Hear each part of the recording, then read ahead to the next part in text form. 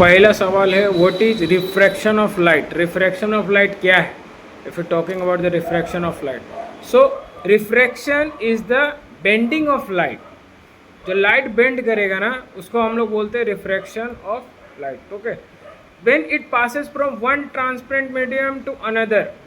Okay, पहला तो इसमें रिफ्रैक्शन में तुम ये जानो there is a bending of light first of all, and there is a one transparent medium to another due to change in its speed. उसका speed में चेंजेस होते हैं, किसका? रिफ्रैक्शंस का और लाइट का।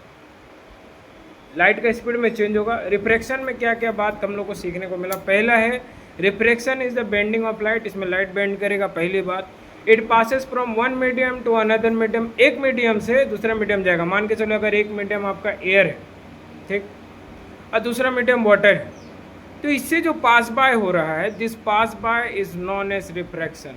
और उसका स्पीड भी चेंज होगा। एयर में जो लाइट का स्पीड है, वाटर में लाइट का स्पीड सेम नहीं रहेगा। दोनों मीडियम में लाइट का स्पीड में डिफरेंस आएगा। क्लियर है? आगे चलें। नेक्स्ट है व्हाई डज रिफ्रैक्शन ऑकर। क्यों रिफ्रैक्शन होता है? क्या कारण है रिफ्रैक्शन होने का? So it occur because the speed of light changes. ये होता है इसलिए है क्योंकि इसमें क्या होता है, स्पीड ऑफ लाइट जो होता है वो मेरा चेंज होता है। ठीक है, when it इंटर्स a different medium. जब ये किसी डिफरेंट मीडियम में इंटर करता है, अगर एक मीडियम में चल रहा तब तक तो सही है, लेकिन अगर दूसरा मीडियम में इंटर कर रहा तब हमारा रिफ्रैक्शन होगा। सो रिफ्रैक्शन होकर because the speed of light changes when it इंटर्स in a different medium. यानी सारा गेम जो रिफ्रैक्शन में है वो मीडियम का है। सारा गेम किसका है? हमारा मीडियम का है। उसके बाद state the first law of refraction. क्या होता है फर्स्ट लॉ रिफ्रैक्शन का? So the incident ray, refracted ray and the normal at a point of incident all lie in the same plane. यानी कौन कौन? इंसिडेंट रे, रिफ्रैक्टेड रे और जो नॉर्मल है, सब का सब कहाँ होगा? एक ही प्लेन में गिरेगा, सेम प्लेन में आएगा। Okay, so point of incident will be same, all are the same. Clear? उसके बाद state the second law of refraction, जिसको स्नेल्स लॉ भी बोलते हैं क्लास, इसको हम लोग स्नेल्स लॉ भी बोलते हैं आफ्ताब। तो क्या होगा? For a given pair of medium sine i divided by sine r. Sine i divide होगा साइन आर से, जो कि बराबर होगा आपका कांस्टेंट का। जहाँ पे जो आई है, जो हम लोग यहाँ पे साइन आई बाय सार है, I is equal to angle of incidence और R equals to angle of reflection. एकदम सही बोला है। उसके बाद इसमें एक रिफ्रैक्टिव इंडेक्स का कॉन्सेप्ट है। तो what is the refractive index? So the refractive index is the ratio of the speed of light. Refractive index क्या होता है? रेशियो होता है स्पीड ऑफ लाइट का इन अ वन मीडियम, एक मीडियम से लेकर के to the speed of light, जो स्पीड ऑफ लाइट है उसका, इन द अनदर मीडियम। एक मीडियम से दूसरा मीडियम, अभी हम लोग पढ़े थे ना कुछ देर पहले, एक मीडियम से दूसरा मीडियम में जाता है। तो ये स्पीड ऑफ लाइट एक मीडियम से दूसरा मीडियम का जो रेशियो है उसको बताता है, दोनों का रेशियो, कि अगर एयर में था तो उसका कितना स्पीड था लाइट का, और अगर वाटर में है तो उसका स्पीड कितना है। So the refractive index is the ratio of the speed of light in a one medium to the speed of light in another medium. Clear? Next, write the formula of the absolute refractive index. अगर एक absolute refractive index का हमको formula लिखना है तो क्या होगा?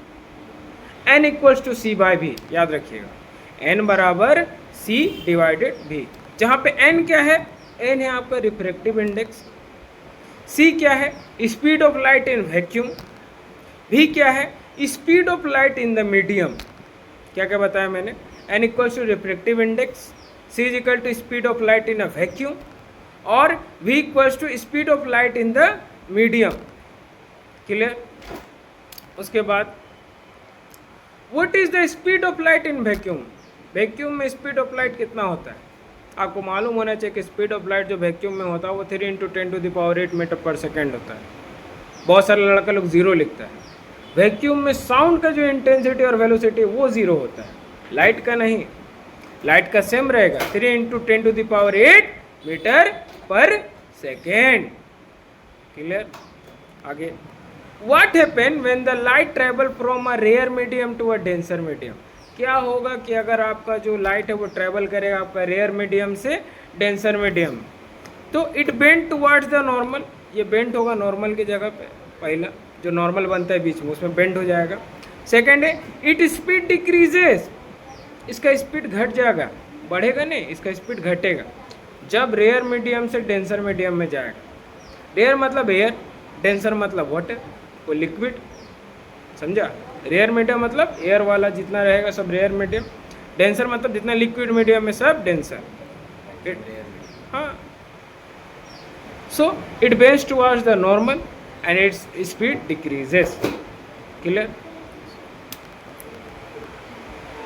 What happen when the light travel from a denser medium to rare medium? क्या होता है कि जब डेंसर मीडियम, ये तो पढ़ा कि रेयर से मेरा तुम्हारा डेंसर से रेयर गया, अब क्या हो कि आपका डेंसर से रेयर जाएगा तो क्या होगा, it bends away from the normal, normal से थोड़ा दूर भागेगा ही, पहले तो नॉर्मल का साथ चला, दूर भागेगा, इट्स इन स्पीड इंक्रीजेस, ऊपर का स्पीड ज़्यादा है नीचे का कम, नीचे से तो ऊपर जाएगा तो स्पीड इसका इंक्रीज होगा। सो What is an optical denser medium? Optical denser medium किसको बोलते हैं? So a medium with a higher refractive index is called an optically denser medium. एक ऐसा मीडियम जिसका हायर रिफ्रैक्टिव इंडेक्स है उसको हम लोग एक ऑप्टिकली डेंसर मीडियम बोलते हैं। ठीक है, उसको हम लोग क्या बोलते हैं? Optically denser medium. और ऑप्टिकली रेयर मीडियम क्या है? So a medium with a lower refractive index, एक ऐसा मीडियम जिसका लोअर रिफ्रैक्टिव इंडेक्स हो उसको हम लोग ऑप्टिकली रेयर मीडियम बोलते हैं। क्लियर हुआ पूरा कॉन्सेप्ट?